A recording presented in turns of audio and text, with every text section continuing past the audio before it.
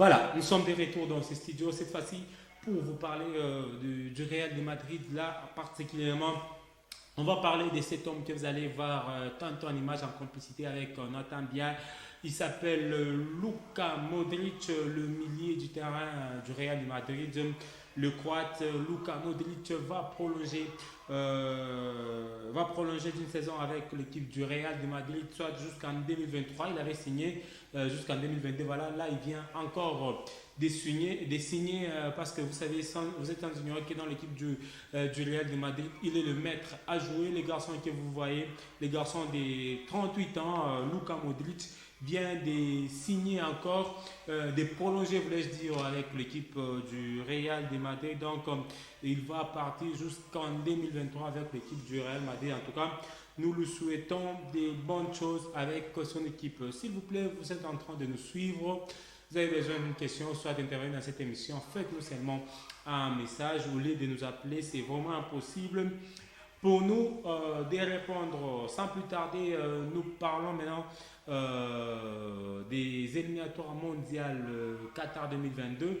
Cette fois-ci dans la zone Amérique où il y a eu Amérique du Sud où il y a eu quelques matchs qui sont joués. Le Canada a battu l'équipe de la Mexique 2-1. Jamaïque, les États-Unis en but partout. Costa Rica face à Honduras 2-1. Panama face à l'équipe de Salvador 2-1. Au classement, c'est l'équipe du Canada qui est en première position. USA en deuxième position avec 15 points, Mexique 14 points. Sans plus tarder, nous allons suivre au moins tous les buts marqués au courant de la 6e journée, des 5e et 6e journée de cette compétition qui est les éliminatoires mondiales Qatar 2022. Et on revient juste après pour vous parler de Kun Agüero.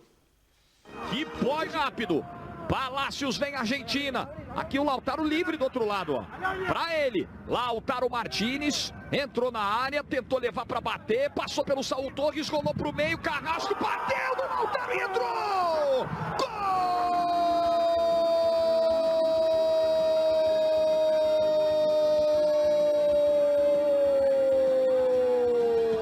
Da Argentina! A insistência de Lautaro Martínez foi premiada no lance. Apostando no vacilo, ele evitou a saída, depois teve que chegar no carrinho, mas o Messi ganhou, botou na frente pro Lautaro. Lautaro foi chegando, rolou, Correa! Gol!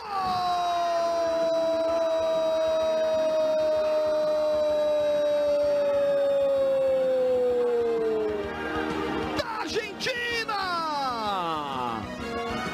É de Joaquim Correa virando o jogo.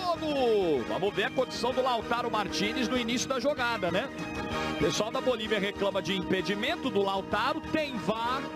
Então o lance tira ao mesmo tempo a justiça da aplicação da regra e a agilidade do jogo. Gol confirmado, gol legal.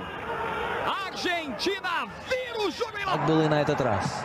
Мена. И отличный гол забивает Эквадор.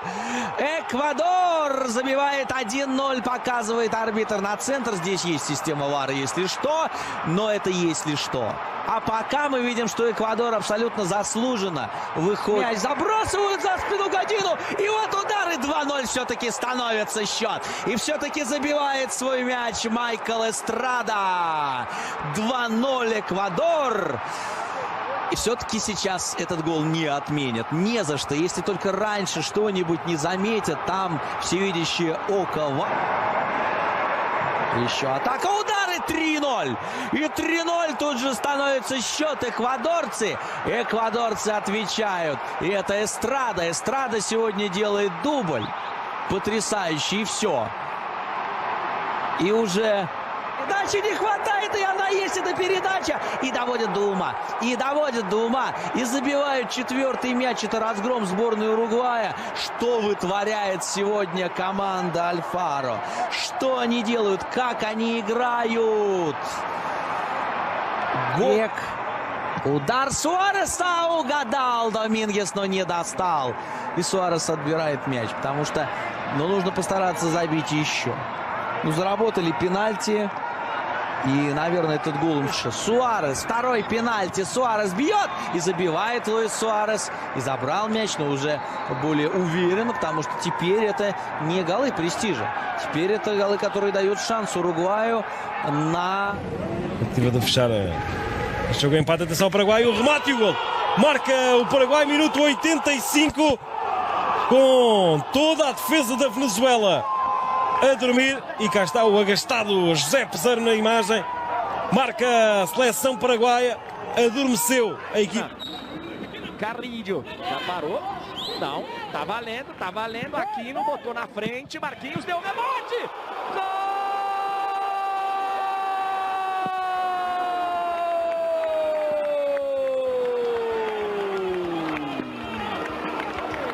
Carrilho! Gol da seleção peruana! Veja de novo. Vai Neymar. Concentração, vai no pé direito. Neymar! Gol!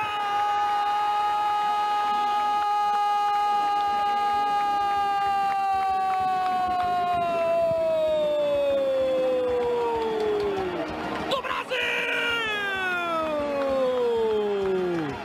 Para entrar para a história, Neymar! Para igualar o Ronaldo Fenômeno! Voilà, des retours dans ces studios, dans l'émission Foot Inter. Vous êtes nombreux en train de nous suivre de partout. Vous êtes Arcoyo, Sodimiko, Bilanga, et Magistrat Michel. Donc, nous vous disons merci pour votre fidélité. Le numéro est affiché au bas de vos écrans. Vous pouvez nous écrire. Cette fois-ci, nous quittons les dossiers consacrés aux éliminatoires mondiales momentanément parce qu'on va encore y revenir. Pour vous parler de cet homme, lui s'appelle Kun Agüero. Kun Agüero que vous allez voir en image en complicité avec Nathan Biaye. Voilà, terrible. Sergio Agüero pourrait être contraint d'arrêter sa carrière. Ses médecins lui ont informé que son problème cardiaque serait plus complexe que prévu, qu'il pourrait même être obligé de prendre sa retraite. Cette information est venue de Catalunya Radio. Voilà.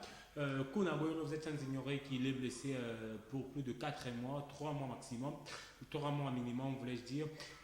Selon les informations que nous avons eues par la radio Catalunya, la Catalunya Radio nous informe que selon les médecins qui sont en train de prendre soin de Sergio Agüero, nous informe qu'il a un problème cardiaque et ça pourra lui créer un grand problème pour la suite de sa carrière. Donc il pourra peut-être, c'est pas vraiment une confirmation, c'est au conditionnel, pourra mettre fin à sa carrière si tout va bien. Donc il peut ou ne pas continuer avec sa carrière. Donc pour plus de précisions dans nos prochaines émissions sportives, on va vous donner la suite de cette information. Pour l'instant, la seule information qui reste correcte est que Kun Agüero est blessé pour 3 mois, mais cette information nous est parvenue, c'était hier, par nos amis de l'Espagne. Espérons bien qu'il va se remettre le plus vite possible. Question de revenir en forme. Vous êtes en ignorant que l'équipe du FC Barcelone est en train de passer des moments très difficiles. Surtout ce qui concerne les attaquants de pointe. Il y a des rumeurs sur l'arrivée d'un Cédric Bakambu. Il y a aussi de très grands joueurs qui sont sollicités de l'autre côté. Pourquoi pas des Sterling et autres. Mais pour le moment, nous attendons le mercato hivernal. Ça sera au mois de janvier. Nous y revenons maintenant à ce qui concerne les éliminatoires Qatar 2022. Cette fois-ci, on va essayer un peu de vous réfléchir pour rafraîchir la mémoire pour le mondial de l'année 2018. Voilà. Avant d'y arriver, nous parlons d'abord des qualifiés, le pays qui sont déjà qualifiés à ce qui concerne le mondial.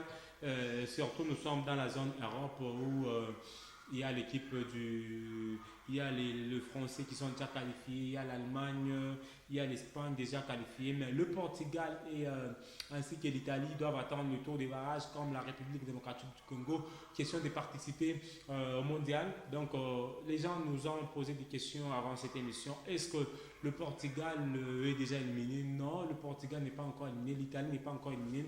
Il y aura le tour de barrage, ça sera toujours au mois de mars, comme c'est le cas avec la République démocratique du Congo, le Portugal et Cristiano Ronaldo, ainsi que l'Italie. Des Jorginho doivent encore attendre au mois de mars. Cette fois-ci, nous allons vous proposer cette image des équipes qualifiées à ce qui concerne la zone Europe.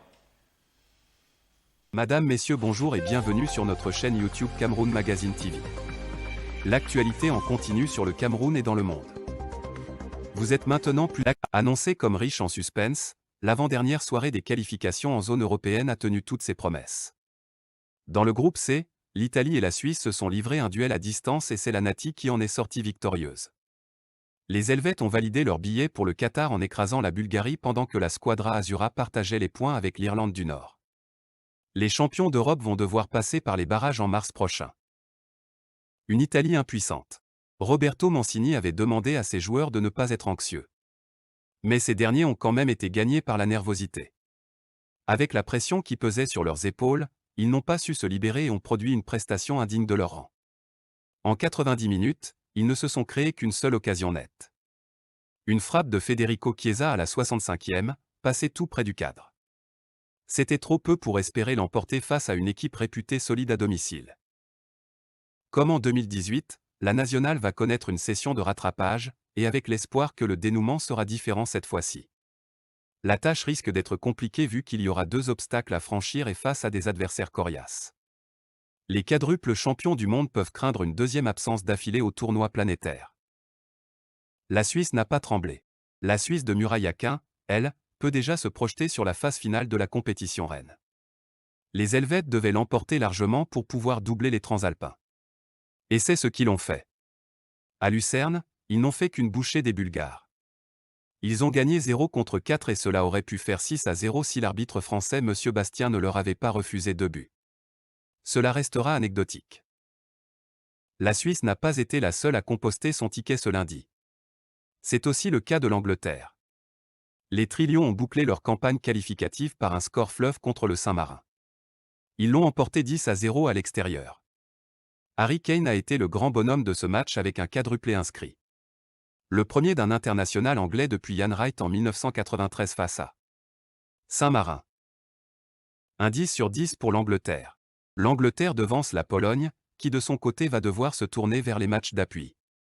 Sans Robert Lewandowski, les Aigles se sont fait surprendre à domicile par la Hongrie. Un résultat qui n'est pas sans conséquence puisqu'il leur fait perdre le statut de tête de série en vue du tirage des barrages. Pour finir, notons que le Danemark n'aura pas réussi à boucler les éliminatoires avec un grand chelem.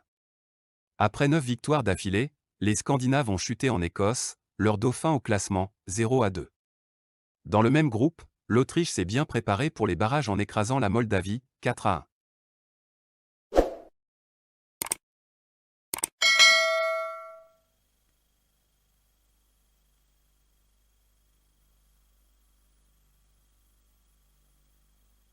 Voilà, merci à Nathan Biaï qui est en train de nous réaliser cet après-midi, ce soir, voulais-je dire. Là, c'était les quelques qualifiés à ce qui concerne la Coupe du Monde Qatar 2022. Vous avez vu l'image où il y a déjà l'Espagne, l'Allemagne, la France et tant d'autres pays qui sont déjà qualifiés. Et les équipes comme l'Italie ainsi que le Portugal vont attendre jusqu'au barrage. Pourquoi pas aussi la Suède. Donc, d'Ibrahimovic, vous devez d'abord attendre au mois de mars comme la République démocratique du Congo. Donc, ma équipe, il y a un barrage qui est à Mingi. Ce n'est pas seulement le Congo, soit le Maroc. Donc, il y a Mingi. Même le Portugal de Cristiano Ronaldo attend encore les barrages au mois de mars prochain. Cette fois-ci, on va essayer un peu de vous rafraîchir la mémoire à ce qui concerne le mondial 2018 où la France a été sacrée champion avec les joueurs comme Umtiti, Kylian Mbappé, Karim Benzema n'était pas de la partie, Olivier Giroud, Antoine Griezmann, Didier Deschamps. Ils ont amené la coupe à la maison comme on l'annonce dans le générique de notre chanson. Suivez d'abord ce qu'a été la finale de la Coupe du Monde 2018 et on revient juste après pour vous parler maintenant de très bonnes choses. Suivez.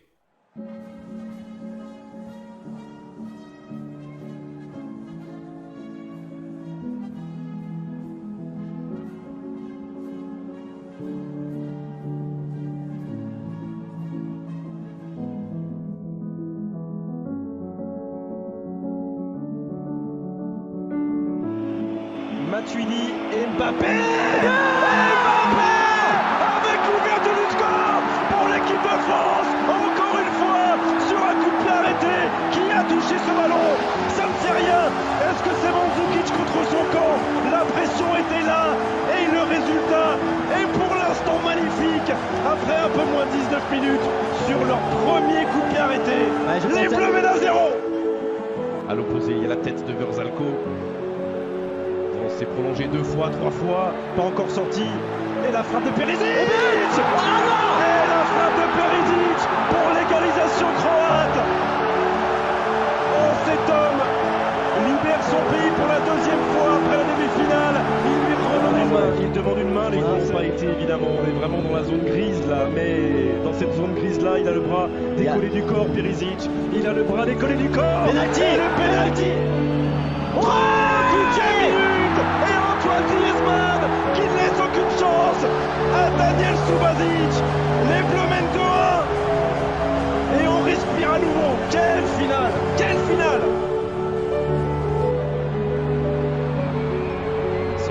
Griezmann qui ne peut pas frapper. Derrière lui, il y a Paul Pogba. Une première fois et la deuxième! Et la deuxième! Quelle efficacité! Quelle efficacité! Pogba avec l'accélération de Mbappé, la gestion intelligente de Griezmann et la frappe du pied gauche de la pioche. 3! C'est bien ça. Si Mbappé face à Vida.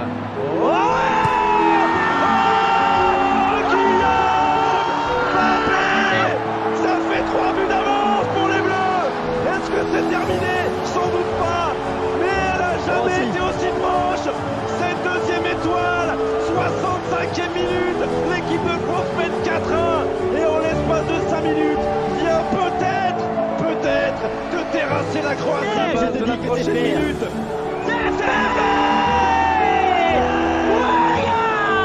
C'est fait, les Bleus sont champions du monde. La France est championne du monde de football. La France est championne du monde de football. Bravo messieurs.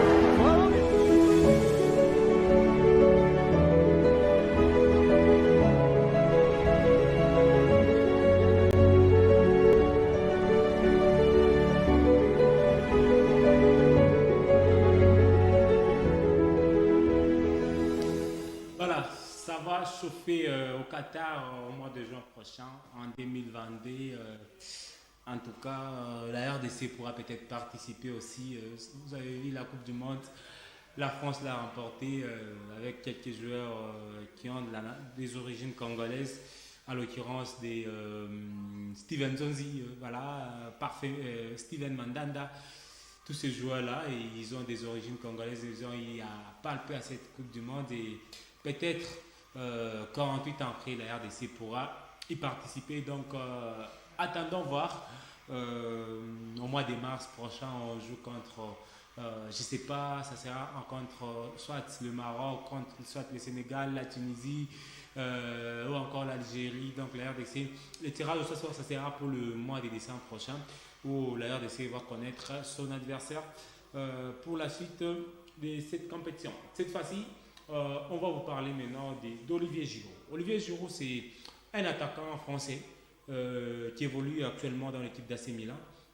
Et voilà, on a choisi un peu l'un des meilleurs moments qu'Olivier Giroud a déjà fait plaisir au monde, surtout aux amoureux du football au niveau international.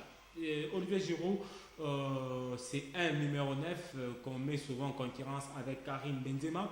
La plupart des gens disent qu'il n'est pas un bon numéro 9 parce que c'est un gaucher, mais il est l'un des préférés des Didier Deschamps. Cette fois-ci, on ne vous en dirait pas plus. Vous allez suivre cette vidéo pour voir qui est Olivier Giroud devant les gardiens. Suivez.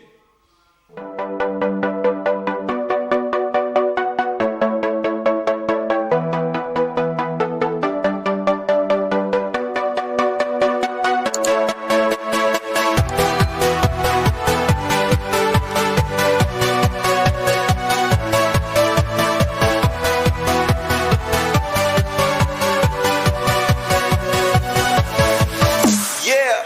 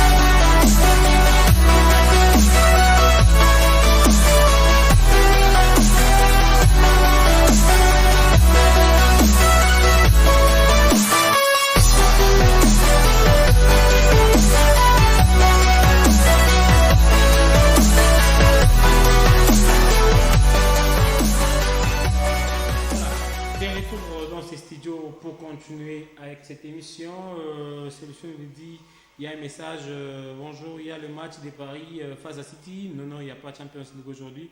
Solution nous dit quoi? Salut, voilà, nous vous saluons aussi.